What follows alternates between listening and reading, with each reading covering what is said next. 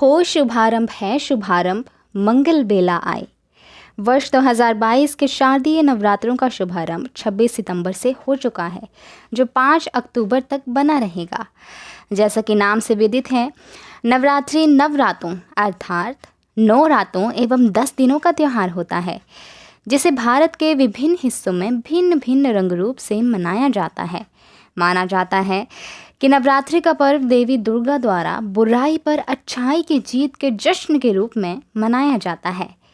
ऐसी ही कुछ रोचक जानकारियाँ आप भर भर के अपने स्मार्टफोन्स में बड़े ही आराम से निकाल सकते हैं, जो कि आप निकाल भी लेंगे। बहरहाल, नवरात्रि के भिन्न भिन्न पहलुओं में से आज हम भी किसी एक पहलू को जानने का प्रयास करते हैं। आइए चलते हैं नवरात्रों के मौसम में भारत भ्रमण पर। हिमाचल प्रदेश। हिमाचल में नवरात्रों का पर्व बड़े ही धूमधाम से मनाया जाता है। क्या आप जानते हैं कि नवरात्रों की इस अवधि में हिमाचल के कुल्लू में भगवान श्री राम की अयोध्या वापसी के प्रतीकात्मक रूप में भव्य दशहरा आयोजित किया जाता है, जो कि बेहद मशहूर है। ये आयोजन नवरात्रि के 10वें दिन कुल्लू शहर में किया जाता है।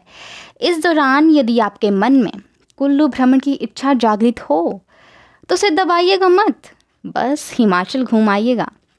अब यदि आपकी योजना हिमाचल जाने की बन ही रही है तो आपकी यात्रा और यादगार बने, इसलिए मैं आपको बता दूं कि नवरात्रों में हिमाचल प्रदेश में देवी देवताओं को जुलूस के लिए निकाला जाता है और उन्हें पूजा पाठ के लिए शुभ स्थानों पर लाया जाता है, जो कि पर्यटकों के लिए एक आकर्षण केंद्र भी है। हिमाचल भ्रमण की आपकी इच्छा को आप ही पर सौंप कर अब मैं चलती हूँ अपने अगले पड़ाव की ओर, दिल्ली। ये बात तो सब जानते हैं कि दिल्ली के लोग बड़े ही रंगीन मिजाज के होते हैं। उनका रहन सहन, खान पान बहुत ही चटपटा होता है ना? देश की राजधानी, देश का दिल है दिल्ली, जहां आपको प्रत्येक मूल का कोई न कोई व्यक्ति अवश्य ही मिल जाएगा। देश के अलग अलग राज्यों के सुंदर रंगों से रंगी हुई है दिल्ली। यहाँ नवरात्रों में बंगाल के ही समान भव्य दुर्गा पूजन का आयोजन किया जाता है। गुजरात के डांडिया का स्वरूप भी देखा जा सकता है। और तो और रामलीला मैदानों में नवरात्रों का शानदार आयोजन किया जाता है।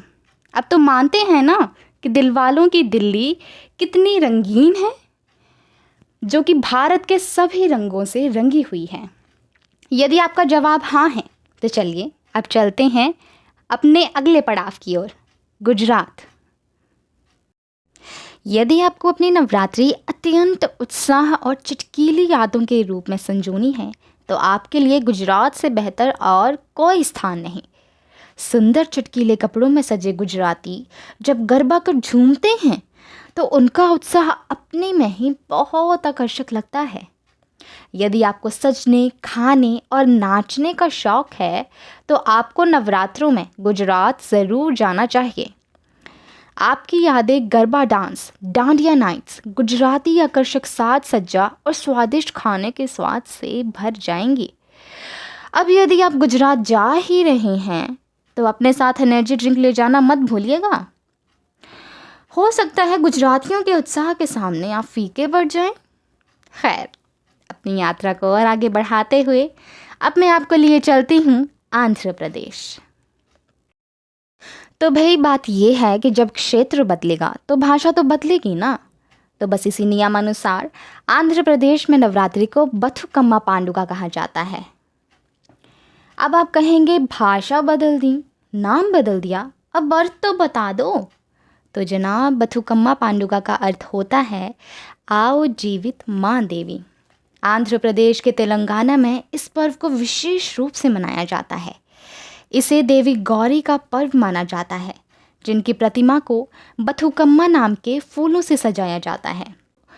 उन्हीं फूलों की खुशबू को महसूस करते हुए आइए चलते हैं महाराष्ट्र की ओर।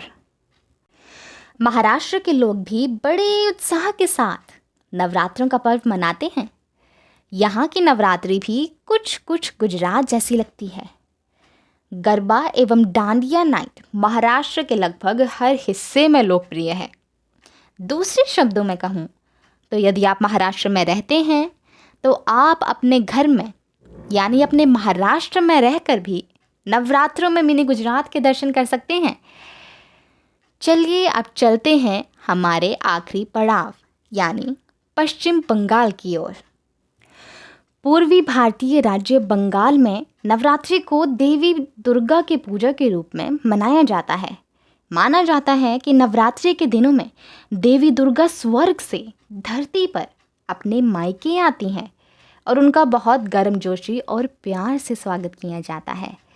उनकी मूर्तियों को बड़े ही प्यार और बड़े ही सुंदर ढंग से सजाया जाता है। रंगों और रोशनी में डूबे बंगाल में नवरात्रों के अंतिम 4 दिन बड़े ही उत्साह से मनाए जाते हैं। यदि आप साक्षात देवी दुर्गा का आभास करना चाहते हैं तो आपको बंगाल जाकर बेहद प्रसन्नता होगी। तो ये था हमारा आखिरी पड़ाव। आशा है कि माँ दुर्गा आपके जीवन में अत्यंत प्रसन्नता और ऊर्जा का संचार करेंगी। सफ़र काफ़ी लंबा था, लेकिन आशा है कि इस बीते वक्त में आप कुछ नई जानकारी अवश्य पाए होंगे। इन्हीं कुछ शब्दों के साथ मैं अंकिता पटियाल आपसे विदाई का रुख करती हूँ। नमस्कार।